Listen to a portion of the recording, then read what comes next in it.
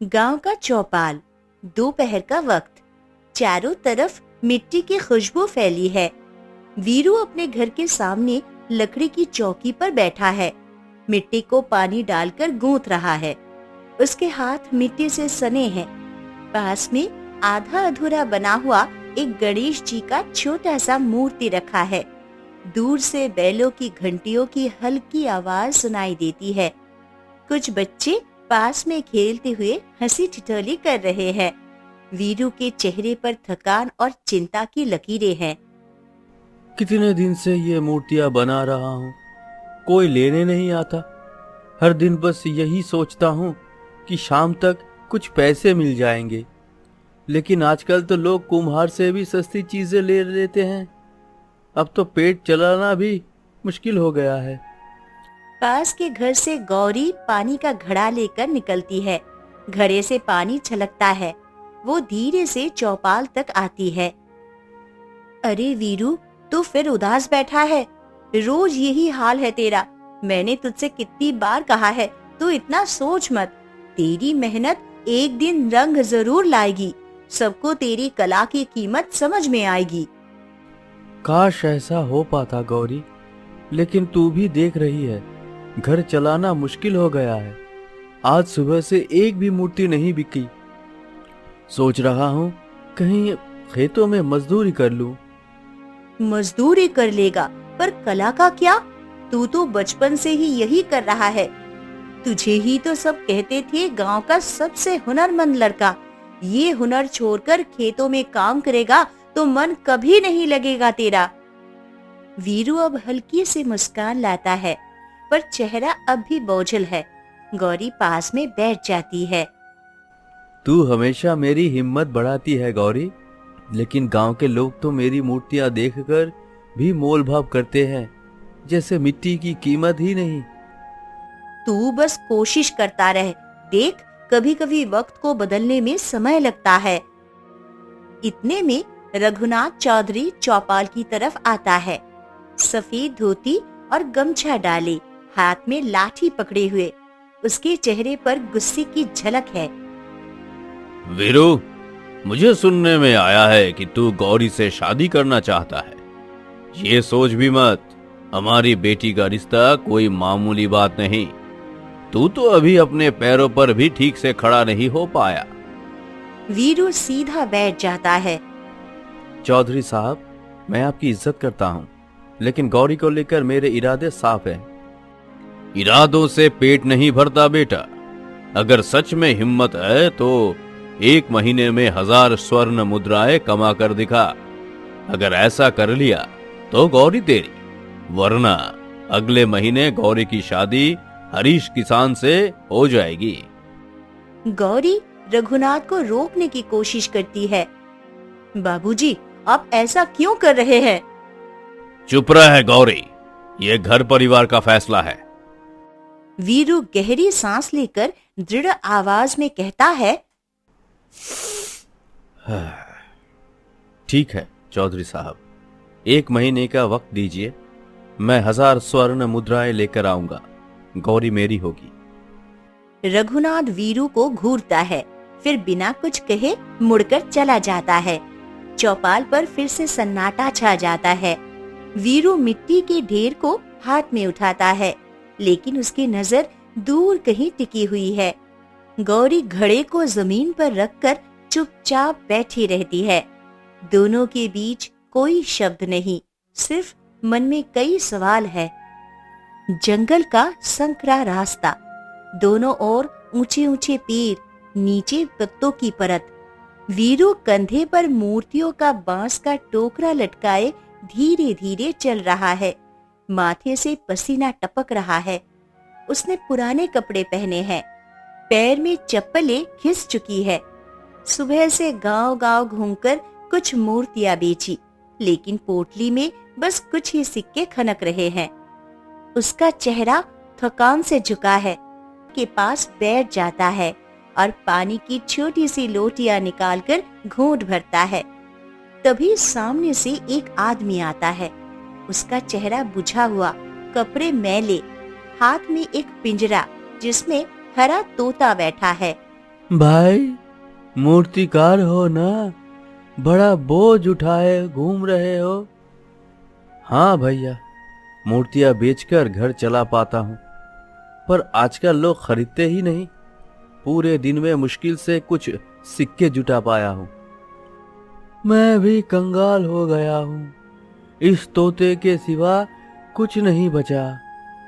सोच रहा हूँ इसे बेच दूं। ले लो तुम, इसकी बोली सुनोगे तो मन खुश हो जाएगा। वीरू हल्का सा मुस्कुराता है, पिंजरे को ध्यान से देखता है। तोता चुपचाप बैठा है। तोते को क्या बेचोगे भैया? मेरे पास तो उतने पैसे भी नहीं कि अपना सामान ठीक से बेच पाऊं। कुछ भी दे दो, बस मुझे घर लौटकर रोटी खरीदनी है। वीरू अपनी थैली से 2-4 सिक्के निकालता है। आदमी उन्हें ले लेता है और पिंजरा वीरू को थमा देता है। आदमी धीरे धीरे जंगल की पगडंडी पर आगे बढ़ जाता है। वीरू पिंजरे को जमीन पर रखकर पानी पीता है। तभी तोता सिर उठाकर स्पष्ट आवाज में बोलता है, अरे मूर्तिकार, तेरी मेहनत बेकार नहीं जाएगी। तेरी कला सोने से भी ज्यादा कीमती है। वीरू चौंक कर पिंजरे को देखता है। बोलता तोता? हाँ, मैं राजकुमार अमर हूँ। श्राप के कारण इस रूप में फंस गया हूँ। वीरू ध्यान से सुनता है। उसकी भौएं तनी हुई। श्राप? ये सब कैसे हुआ? लंबी कहानी है, पर अगर तू मेरी मदद करेगा तो मैं तेरी तकदीर बदल दूंगा। तुझे वो सब मिलेगा जिसके तूने सपने देखे हैं। वीरू थोड़ी देर तक सोचता है, पिंजरे को गोद में उठाकर देखता है। मैं बस इतना जानता हूँ कि मेहनत से ही पेट चलता है, लेकिन अगर तू सच बोल रहा है और मैं तेरी मदद कर पाया तो जरूर करूंगा। मुझ पर भरोसा रख, मैं तुझे बताऊंगा कि क्या करना है। तेरा हुनर तुझे अमीर भी बनाएगा और लोगों का सम्मान भी दिलाएगा। वीरू धीरे से मुस्कुराता है, पिंजरे का दरवाजा खोलता है।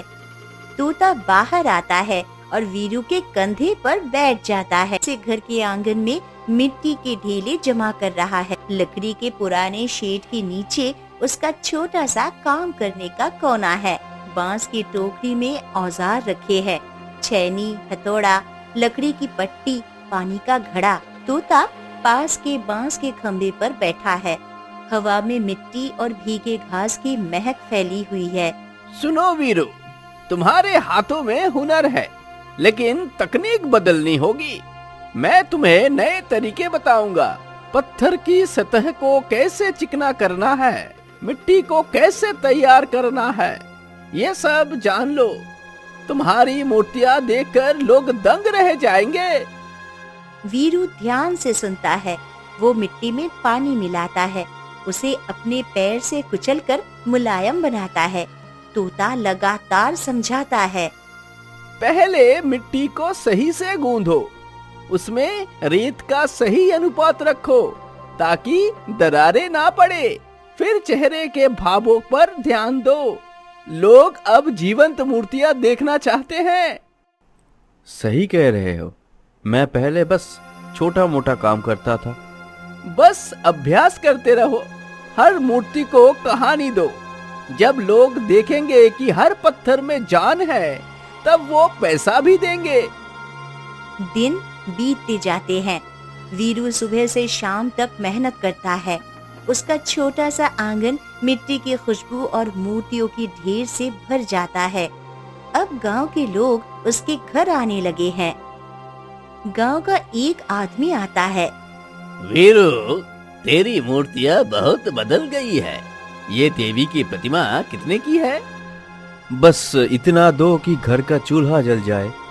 मैं ज्यादा दूंगा। इतना सुंदर काम किया है। धीरे धीरे उसकी मूर्तियां गांव-गांव में बिकने लगती है। लोग उसके हुनर की तारीफ करने लगते हैं। वीरू के घर में सिक्कों की थैली भारी होने लगती है, लेकिन अभी भी 1000 स्वर्ण मुद्राएं पूरी नहीं हुई। वीरू रात को आंगन में बैठा थैली गिन रहा है। मेहनत से पैसा तो आया है, लेकिन लक्ष्य अभी भी दूर है। तोता पास आकर कहता है, एक आखिरी उपाय है। मेरे भाई राजा रुद्र प्रताप का शाही महल जाओ। उनकी प्रिय प्रतिमा वर्षों पहले चोरी हो गई थी, वही प्रतिमा बनाओ, यही श्राप को तोड़ेगी। वीरू सोच में पड़ जाता है। राजा रुद्र प्रताप, उनका महल तो बहुत दूर है, वहां तक जाना आसान नहीं। मेहनत से कुछ भी मुश्किल नहीं।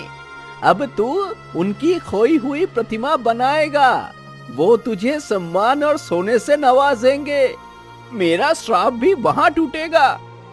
वीरू तोते को धीरे से देखता है। ठीक है, कल सुबह निकलूंगा। अगर ये काम सही रहा तो तेरी किस्मत भी बदल जाएगी और मेरी भी। वीरू रात का बासी रोटी खाता है, पानी पीकर आंगन में चारपाई पर लेट जाता है। उसका मन थकान से भरा है, लेकिन आंखों में उम्मीद है। तोता पास में बैठे तारों को देख रहा है। गांव के बाहर के अंधेरे रास्ते अब वीरू को डरावने नहीं लगते। बल्लभपुर का विशाल महल सफेद पत्थरों से बना है। उसकी ऊंची बुर्ज धूप में चमक रहे हैं। चौक पर सैनिकों का पहरा है। अंदर दरबार में राजा रुद्र प्रताप अपने सिंहासन पर बैठे हैं। वीरू अपने हाथों से ढकी हुई मूर्ति को धीरे से खोलता है। पत्थर की प्रतिमा में एक युवा राजकुमार का चेहरा उकेरा गया है, इतना जीवंत कि जैसे वह किसी भी पल सांस ले उठे। महाराज, ये मूर्ति मैंने खुद बनाई है। सुना था कि आपने अपने भाई की प्रतिमा खो दी है, इसलिए सोचा इसे आपके लिए बनाऊं। राजा रुद्र प्रताप मूर्ति को गौर से देखते हैं। उनका चेहरा गंभीर हो जाता है। ये मेरे भाई अमर की है। इतनी हूबहू तस्वीर कैसे बनाई? तुम कौन हो और ये तोता तुम्हारे कंधे पर क्यों बैठा है? वीरू असमंजस में पड़ जाता है।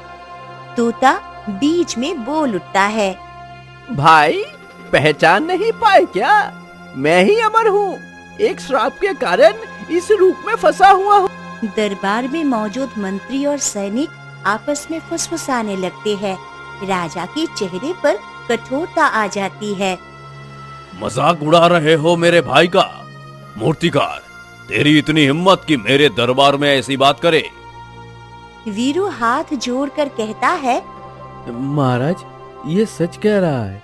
मैंने ये सब अपनी आंखों से देखा है। ये तोता ही रास्ता दिखाता आया है। राजा क्रोध से उठ खड़े होते हैं। चुप रहो। किसी का अपमान करोगे और मुझे कहानियां सुनाओगे? सैनिकों, इसे पकड़ लो, इसे कैद खाने में डाल दो। 4 सैनिक आगे बढ़ते हैं। उनमें से एक वीरू की बाहें पकड़ता है। चलो, महाराज का आदेश है। महाराज, मेरी बात तो सुनिए। ये कोई मजाक नहीं है। मैं जान की बाजी लगाकर यहाँ आया हूँ। कोई जरूरत नहीं और बात करने की। सजा का ऐलान बाद में होगा।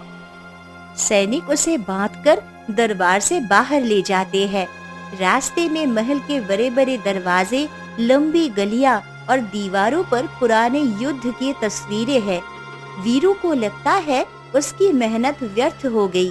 वो सोचता है कि अगर राजा उसकी बात ना माने तो अमर का श्राप कभी नहीं टूटेगा। तोता धीरे से कहता है, वीरू, घबराना मत। सच को साबित करने का कोई ना कोई रास्ता निकलेगा। वीरू कैद खाने के अंदर कमरे में डाल दिया जाता है। पत्थर की दीवारें ठंडी है। कोनों में जंग लगे लोहे की सरिये लगे हैं। सैनिक दरवाजा बंद कर चला जाता है। वीरू जमीन पर बैठ जाता है। थकान और निराशा उसके चेहरे पर झलकती है। तोता उसके पास बैठता है। समय आने दो, हम यहाँ से निकलेंगे और सबको सच बताएंगे। अगर राजा हमें मानने को तैयार नहीं हुआ तो क्या होगा? भरोसा रखो, सच की ताकत सबसे बड़ी होती है। वीरू दीवार से टेक लगाकर बैठ जाता है। उसकी जेब में थोड़ी सी मिट्टी बाकी है। जिसे वो बार बार उंगलियों से मसलता है। यही मिट्टी उसकी पहचान है और वही उम्मीद का सहारा भी। दरबार में राजा रुद्र प्रताप अपने सिंहासन से उठते हैं। उनके हाथ में तलवार है और कमरे में सन्नाटा पसरा हुआ है। सभी दरबारी चुपचाप खड़े हैं। वीरू को कैद खाने से लाया गया है। उसके पास वही तोता बैठा है। अब ये सब खत्म होगा। इस तोते को अभी यहीं मार दूंगा। तोता बोलने की कोशिश करता है, लेकिन तभी अचानक दरबार के बीच एक तेज सफेद रोशनी फैलती है। हवा का एक तेज झोंका आता है। दरबार धुएं से भर जाता है। भाई, यही वो समय था जिसका इंतजार था। आज श्राप खत्म हो गया है। मैं अमर हूँ, तुम्हारा छोटा भाई। राजा की तलवार हाथ से छूटकर गिर जाती है। वे धीरे धीरे आगे बढ़ते हैं। अमर, तुम? मैंने तो सोचा था कि तुम अब कभी नहीं लौटोगे। भाई, ये सब वीरू की वजह से हुआ। उसने मुझे श्राप से मुक्त किया। उसकी मेहनत और सच्चाई ने मुझे आजाद कर दिया। दरबार के लोग फुसफुसा रहे हैं। मंत्री आपस में देखते हैं। वीरू शांत खड़ा है, अभी भी यकीन नहीं कर पा रहा। राजा की आंखों में नमी है। इतने सालों तक बस यही प्रार्थना करता रहा कि तुम लौट आओ। आज तुम्हें सामने देखकर लगता है कि भगवान ने सुन ली। वीरू, तुम सिर्फ मूर्तिकार नहीं हो, तुम में दूसरों का दर्द समझने की ताकत है। अगर तुम ना होते तो मैं कभी आजाद नहीं हो पाता। राजकुमार, मैंने तो बस अपना काम किया। किसी की मदद हो जाए वही सबसे बड़ी बात है। वीरू, तुम्हारा काम साधारण नहीं है। तुम्हारी सच्चाई और मेहनत का ये सम्मान है। मैं तुम्हें 2 लाख स्वर्ण मुद्राएं इनाम में देता हूँ। ये सिर्फ इनाम नहीं, हमारी कृतज्ञता का प्रतीक। दरबार में लोग सिर हिलाते हैं। सैनिक सम्मान से खड़े रहते हैं। महाराज, ये सब मैंने तो बस। वीरू, बस कुछ नहीं। यही फर्क है कि तुम्हारी नीयत साफ थी। राजा आदेश देते हैं कि वीरू को राज दरबार का विशेष अतिथि बनाया जाए। वीरू का नाम पूरे राज्य में फैल जाता है। वो गांव लौटता है और गौरी से विवाह करता है। शादी में राजा और अमर दोनों मौजूद रहते हैं।